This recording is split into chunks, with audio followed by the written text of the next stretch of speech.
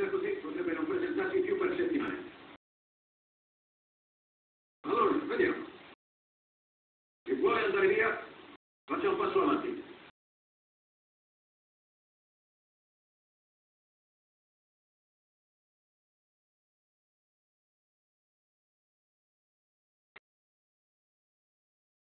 Restate lì. Andiamo, fuori vigliacchi e senza palle. Resta lì, resta lì. Io non me ne vado perché ho paura, ma perché sto male, ho un dolore. Tu sei un coglione, i coglioni non parlano. Anche mamma sta Tu male. sei un coglione.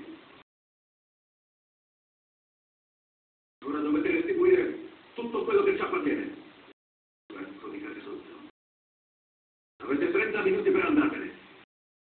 Se cadete in mano nostra, sarete considerati disertori. Israele, Roberto, portateli via. Oh, faccia da culo.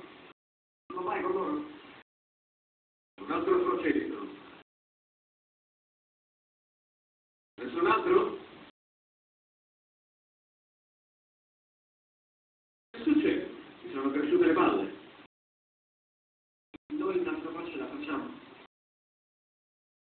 Voi vi siete comportati con dignità, ma non avete nessuna possibilità di adattarvi a questa guerra. Farò un'eccezione.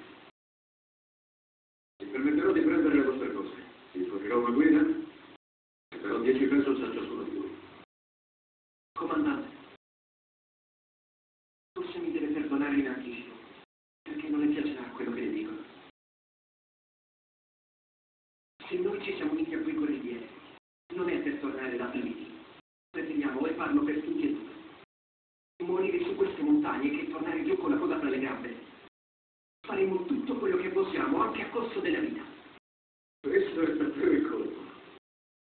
Mentre quelli grandi e grossi, con esperienza, se la fanno addosso, quelli mocciosi diventano giganti. C'è qualche logica.